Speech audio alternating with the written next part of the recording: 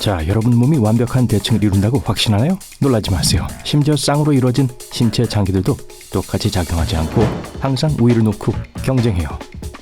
얼굴이 그 예죠. 셀카 찍는 걸 좋아한다면 아마도 이미 어느 쪽이 더 나은지 알 거예요. 하지만 아니라면 여러분의 얼굴을 찍어 이미지를 왼쪽과 오른쪽으로 나눠주는 특별한 앱을 사용할 수 있어요. 그런 다음 그 이미지를 미러링해서 두 개의 개별적인 대칭 얼굴을 만들 거예요. 한 얼굴은 만약 여러분의 얼굴이 오른쪽이 우세한 얼굴이라면 어떤 모습일지 보여줄 겁니다. 다른 하나는 왼쪽이 우세한 얼굴을 보여줄 거예요. 보통 이 두 사진은 실제 얼굴과 많이 닮진 않아요. 하지만 한쪽 얼굴이 다른 쪽보다 여러분 모습을 더 보여주죠. 그게 바로 여러분의 우세한 쪽을 기반으로 한 거예요. 몇몇 앱 개발자들은 이미 그 이미지들을 분석했고 대부분 인간의 왼쪽이 감정을 더 강하게 표현한다는 걸 시사했어요. 그래서 그게 다른 사람들에게 더 미적으로 만족스러워 보이나 봐요. 하지만 걱정 마세요. 얼굴을 더욱 대칭적으로 보이게 해주는 많은 자연 마사지 기술과 운동이 있어요. 예를 들어 입술을 팽팽한 O자 모양으로 오므리는 건 얼굴 근육의 균형을 맞추는 데 도움이 될 거예요. 또는 눈을 최대한 크게 뜨고 혀를 내밀고 눈썹을 올려보세요. 이 운동은 과도한 대화와 잘못된 저작으로 근육이 뭉친 것 푸는 데 도움이 돼요. 턱선을 더 뚜렷하게 하고 성대의 탄력을 개선하고 싶나요? 여기에겐 이를 위한 운동이 있어요. 그들이 이걸 지바 무드라 또는 사자 자세라고 불러요. 입을 크게 벌려보세요. 혀를 들어 굴려 입천장에 눌러주세요. 입을 벌릴 때 코끝을 보세요. 이 운동 중에는 코로만 숨을 쉬도록 해요. 할 때마다 천천히 더 깊이 들이마시고 숨을 더 오래 참도록 해보세요. 눈도 완벽한 대칭으로 작용하지 않아요. 여러분의 뇌는 둘 중 어느 눈이 정보를 더 많이 받을지에 대한 선호도가 있어요. 지금 바로 여러분의 우세한 눈을 찾아봅시다. 척추와 머리를 똑바로 드세요. 발을 눈높이로 내밀고 손으로 앞에 있는 공중의 삼각형을 만드세요. 멀리 있는 물체에 초점을 맞추세요. 예를 들어 시계 같은 거요. 왼쪽 눈을 감으세요. 만약 삼각형의 중심에 있는 물체를 여전히 볼 수 있다면 오른쪽 눈이 우세한 눈이에요. 만약 물건이 그곳에 없다면 우세한 눈은 왼쪽 눈이에요. 만약 물체가 중심에 있지 않다면 어떤 눈을 감든 간에 여러분의 눈 우세가 섞여 있을 수 있어요. 재밌었나요? 여러분을 위한 또 다른 테스트가 있어요. 발을 뻗고 엄지와 검지로 원을 만드세요. 벽에 있는 물건을 선택하세요.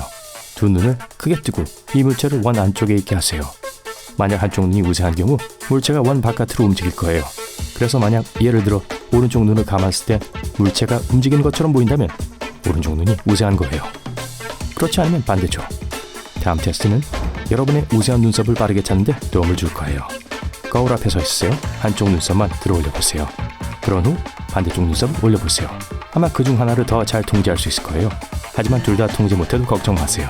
거울 앞에서 연습하면 이 능력을 발전시킬 수 있어요. 손 같은 경우 이미 우세한 손을 알 거예요. 왼손잡이가 다수를 차지하는 나라나 인구는 지구상에 없어요. 세계 대부분의 사람들 약 85에서 90%는 오른손잡이에요. 그래서 가위나 칼과 같은 대부분의 도구와 심지어 책도 오른손잡이 고객을 염두에 두고 디자인된 거예요. 연구에 따르면 여러분의 우세한 뇌가 폰을 쓸 때 어느 귀를 사용할지 정의한다는 걸 발견했어요. 설문조사에 참여한 오른손잡이 가운데 68%가 휴대전화를 오른쪽 귀에 댄다고 답했고 조사 대상자의 25%가 왼쪽 귀를 사용했어요. 그리고 단 7%만이 선호도가 없었어요. 왼손잡이 결과는 달랐어요. 조사 대상자의 72%가 폰으로 통화 시에 왼쪽 귀를 사용했어요. 23%는 오른쪽 귀를 사용했고 5%는 양쪽 귀를 썼어요. 손의 우위에 대해서는 확실하지만 다리나 발도 우위가 있다는 걸 알고 있었나요? 이 정보는 여러분이 스노우보드나 춤과 같은 스포츠에 종사한다면 유용할 수 있어요. 또는 그냥 다리 찢기 스트레칭을 할 때도요. 보통 오른손잡이라면 오른쪽 다리가 우세해야 해요. 하지만 물론 예외는 있어요. 어떤 발이 우세한지 확인할 수 있어요. 오른발 엄지발가락과 두 번째 발가락 사이에 펜을 끼워넣고 종이에 여러분의 이름을 써보세요. 아니면 그게 너무 어렵다면 동그라미만 그려보세요. 그런 다음 왼발로도 똑같이 해보세요. 이제 두 그림을 비교해보세요. 둘 중 하나가 다른 하나보다 더 나을 거예요. 즉, 여러분의 우세한 발이 글씨를 더 잘 쓴 발이에요. 약 1%의 운 좋은 사람들이 동등하게 우세한 손발을 갖고 있으며 똑같이 잘 사용할 수 있어요. 이런 희귀한 상태를 양손잡이라고 불러요. 여러분은 특별한 훈련 기술을 통해 이 기술을 발전시킬 수 있어요. 우세한 콧구멍은 여러분이 가장 많이 숨을 쉬는 콧구멍이에요. 하루 동안 뇌 활동에 따라 여러 번 변해요. 콧구멍이 언제 우세한 코가 리드 역할을 맡는지 정확히 모를 수 있어요. 하지만 간단한 테스트로 지금 우세한 콧구멍을 알아낼 수 있어요. 손가락을 오른쪽 콧구멍에 대고 누른 다음 왼쪽 콧구멍으로만 천천히 숨을 들이쉬고 내쉬세요. 그리고 이제 왼쪽 콧구멍에도 똑같이 해보세요. 오른쪽 콧구멍으로 숨쉬기가 더 쉬웠다면 그게 그 순간 더 활발했단 걸음이에요. 물론 이 검사는 여러분이 코를 풀었을 때 그리고 건강할 때만 해야 해요. 그렇지 않으면 콧물이 결과를 왜곡시킬 수 있어요. 몸의 유연성 또한 비대칭으로 발달할 수 있어요. 특히 규칙적으로 스트레칭을 하지 않는다면요. 오른손을 등 뒤로 하고 왼손으로 꽉 움켜쥘 수 있나요? 그리고 왼손이 위에서 뻗어 내려가고 오른손이 아래에서 뻗는 반대 자세에서는요. 만약 이 두 가지 일이 똑같이 쉽다면 축하해요. 여러분은 아마 슈퍼히어로일 거예요. 좌우 몸의 유연성 균형을 맞추기 위해선 비대칭 자세로 너무 오래 앉거나 서 있는 습관을 버려야 해요. 척추가 고른 상태로 앉아서 등 전체에 걸쳐 좋은 기분을 느껴보세요. 오른쪽이나 왼쪽 팔꿈치에 기대지 마세요. 또는 스트레칭을 더 많이 하기 위해 붙잡기 운동을 규칙적으로 할 수 있어요. 만약 옆으로 자는 걸 선호한다면 아마 좋아하는 쪽이 있을 거예요.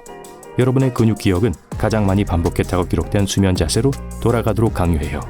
그러니 만약 등을 대고 자는 자세로 고치고 싶다면 며칠 밤 동안 불편함을 느낄 준비하세요. 하지만 만약 아기 수면 자세를 선호하고 그걸 없애고 싶지 않다면 전문가들은 긴장을 최소화하기 위해 무릎과 팔 사이에 베개를 둘 것을 권장해요. 자, 귀는 어떨까요? 둘 다 똑같이 잘 들린다고 생각하나요? 그건 여러 가지 요인에 따라 달라요. 왼쪽 귀와 오른쪽 귀는 소리를 조금 다르게 전달해요. 오른쪽 귀는 언어와 논리에 더 반응하고 왼쪽 귀는 감정인식과 음악에 더 중점을 둬요. 과학자들은 뇌의 좌반구는 주로 언어를 전달하는 반면 우반구는 음악과 다른 예술과 같은 창조적이고 감정적인 신호를 처리하기 때문이라고 생각해요. 남자가 여자 목소리를 들을 때 남자의 청각 부분이 활성돼요. 이건 여성의 말이 남성의 두뇌엔 음악처럼 들린다는 걸 의미해요. 하지만 같은 남성이 남자의 목소리를 들으면 언어 처리를 담당하는 뇌의 부분을 사용하게 돼요. 이 현상에 대한 설명 중 하나는 여성의 목소리가 남성의 목소리보다 더 복잡하다는 거예요. 여성과 남성의 성대와 후두는 크기와 모양이 달라요. 또 여성들의 목소리에 더 많은 선율이 있는 경향이 있기에 더 풍부한 범위의 소리 주파수가 발생돼요. 특별한 장비는 없지만 사실 여부를 확인하고 싶다면 음악을 듣는 동안 귀와 뇌의 전반적인 감각을 추적해보세요. 그런 다음 어떤 남성의 목소리를 듣고 감각의 차이를 느껴보세요. 이 차이를 외우거나 적어두세요. 그런 다음 선율 있는 여성의 목소리를 들어보세요. 그게 음악을 듣는 느낌인지 아니면 말을 듣는 느낌인지 알아보세요.